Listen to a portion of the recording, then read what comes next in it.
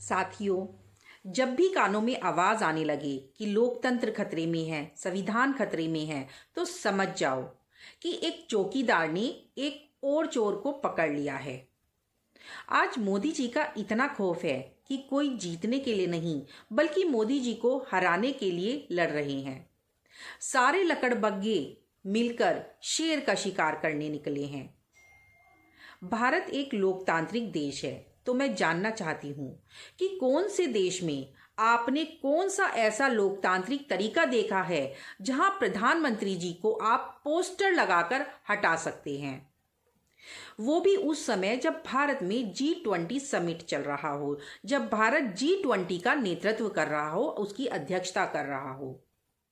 इसलिए आपत्ति तो होगी ही। धूर्त लोगों को मोदी जी की छवि कैसे धूमिल की जाए, दिन रात इसी उद्देश्य पर लगे हुए हैं।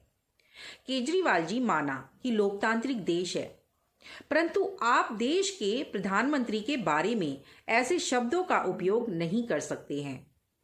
देश के लोगों ने अपनी मर्जी से प्रधानमंत्री जी को चुना है। एक सीएम होने के नाते आपको पीएम का सम्मान करना चाहिए। किसी पे इतनी घटिया टिप्पणी करो और वो तुम पर कोई कार्रवाई भी ना करे। पढ़े लिखे होने का दावा करने वाली पार्टी गवार होने का प्रमाण भी साथ में दे रही है। जब तक देश में केजरीवाल जी देशद्रोही, गद्दार, खालिस्तानी के समर्थक बैठे हैं, तब तक देश की जनता मोदी जी को कभी भी छोड़ नहीं सकती और हमेशा मोदी जी के साथ है। देश की जनता मोदी जी के साथ है और जब जनता उनके साथ है तो फिर आप